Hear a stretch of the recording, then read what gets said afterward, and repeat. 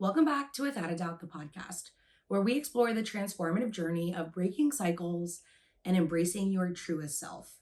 I'm Mad, a cycle breaker, creative, and a sprinkle of reality. If they told you to be quiet, sit down, blend in, but you just could never do that, this podcast is for you. And I am so happy that you are here. It's pretty ironic that I'm actually releasing this episode 15 days into the new year. One might actually say I'm a little bit late. However, I am rolling into 2025 by deloading the pressure. And I totally did drop the ball last week on whatever episode I was supposed to come out with because I said I would be back on the 8th. But it is really and honestly because I took the pressure off. Like, honestly, I decided I'm not going anywhere and neither is this podcast. So what the F is one more week? Only one of you guys actually reached out and was like, hey girl, where's your podcast? But I did start off this January and 2025 with a little adventure, a detour, and a spontaneous extra night because life is meant to be lived and we need to be able to live it. Starting off the new year on the right foot can actually set the tone for the entire year. That is why people start making resolutions, intentions, or whatever refresh they feel 2025 is going to bring.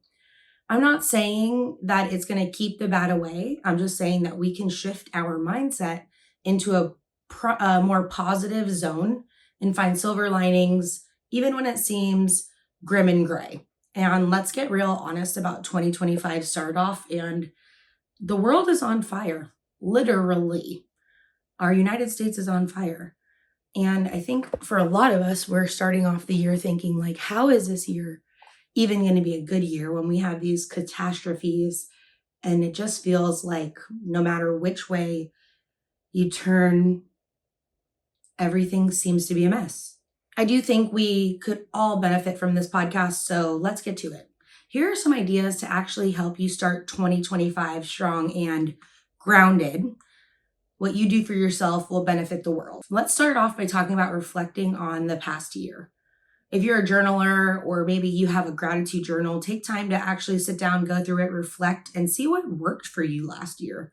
See what felt good for you in 2024. Celebrate your wins and acknowledge the areas you might need for growth. I talk about gratitude all the time. Write them down, say them out loud. What are you grateful for from this past year? And how can you shift your mindset into one of abundance and appreciation? I do think that this one is harder when we're all feeling like hardships are just knocking at our door constantly. But I do think it's important to be aware of what goodness you do have. Sometimes the hard shit overweighs the good shit. And let's move into that resolution intention talk. Set the intentions. You don't have to set a resolution. I am not a resolution girl. You can get real specific with your goals instead of broad resolutions like lose weight, which is the most generic beginning of the year bullshit.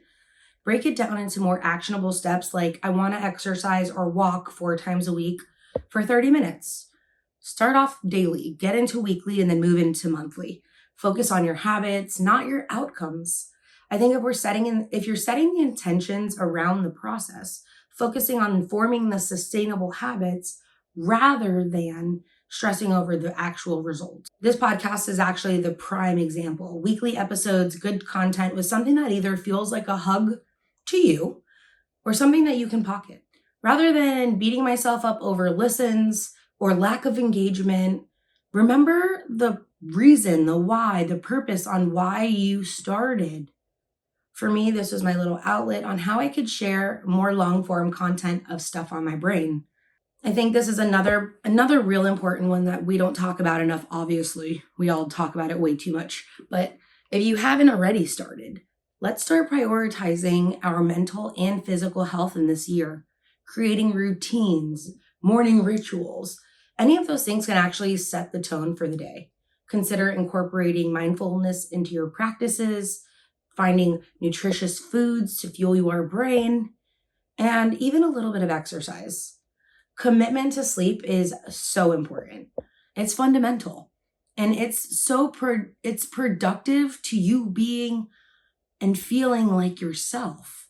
If you can prioritize your rest and establish healthy sleep habits, I promise you things will change. Finding the help that you need, getting into therapy, finding a life coach, a mentor, or someone who can keep you in line or on track is just something a lot of us might need in general. There's a handful of us, including myself, that struggle with asking for help or even delegating. And for this kind of person, we need the reminder, you need the reminder that you can't do it all alone. Trust in someone else to help you.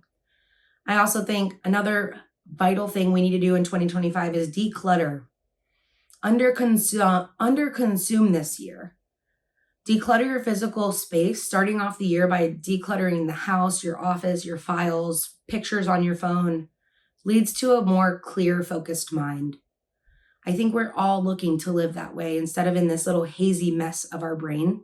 If you can clear your mental space, you can consider maybe journaling, meditation, therapy, yoga, whatever you need to clear that space. Starting the year with a clean slate is essentially the way to start off the year with less stress and actually increase your productivity. Let's talk about kindness. Can we all start by doing this a little bit better this year? Start the year focused on kindness, what you can do for the world, a simple gesture of goodwill, helping a neighbor, complimenting a coworker, volunteering. All of this stuff creates a ripple effect of positivity. I'm not tooting my own horn, but on the very first of the year, I had a few extra flower bouquets, so I dropped them off at my neighbors, and it really made my heart happy. It also reminded me I'm so much like my mom, but it was more than just heartfelt. It was truly the right thing to do. Sometimes we need to focus more on actually doing the right thing.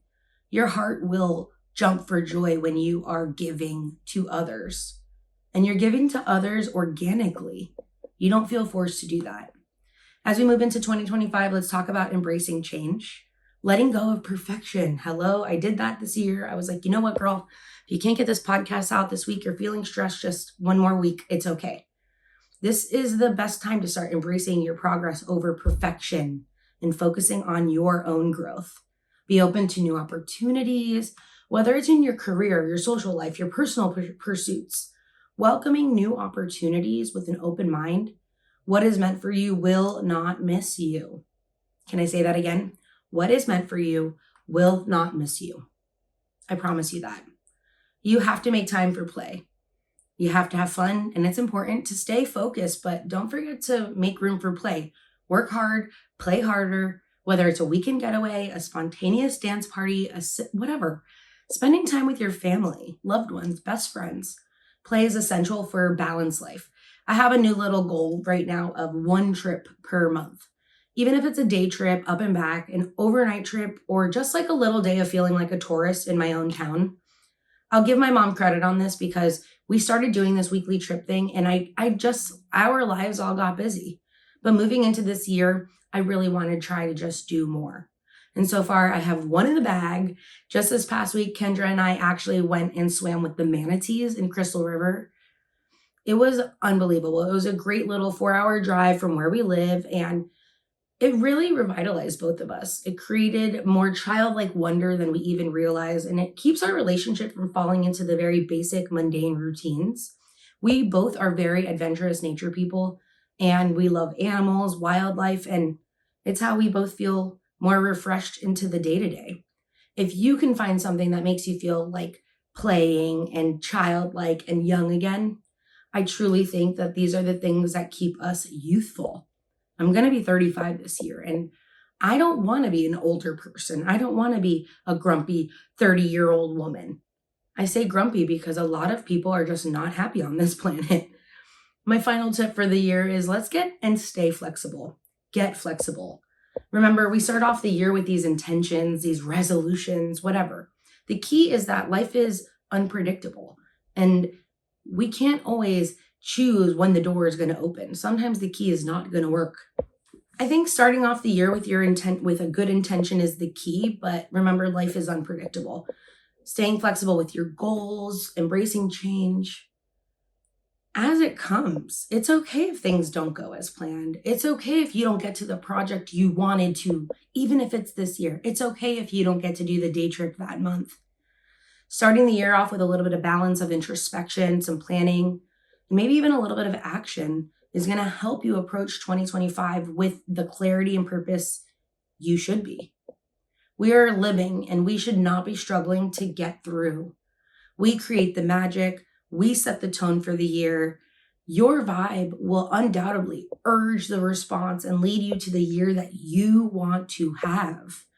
Be open, be happy, and be wild. Before you know it, we will be talking about 2026 and life and moving into that year. Time flies, time creeps, and time will not stop. So make sure every day is the one that you're living. I could not be more grateful that you're here as usual, as always. I love you and I'm so appreciative. I'm grateful you listen in and tune in. Without you, this podcast would just be me. Final reminder for the day, for the year, for the month, for the week, for whatever, that you are without a doubt a badass. And don't you forget it. XOXO, your girl Mad, and we'll see you around. Hey, if you're watching this on video format, did you notice something different? I'm trying some new backgrounds here because 2025, be flexible, try new things. Here we are. So if you're tuning in and you're watching this on YouTube, let me know what you think. If you're listening to this on the podcast app, tune into my YouTube, tune into my Instagram, and see what the fuck is up over there. Love you, peace out, and see you next week. Hey, and by the way, if you love this podcast, let me remind you that you sharing this is one of the greatest ways to help my podcast just grow.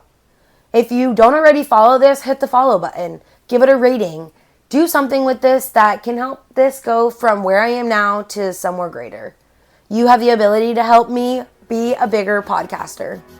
I love you for being here, and you can always find me on YouTube, Instagram, or anywhere you listen to your podcasts. See you around and catch you next time. Bye.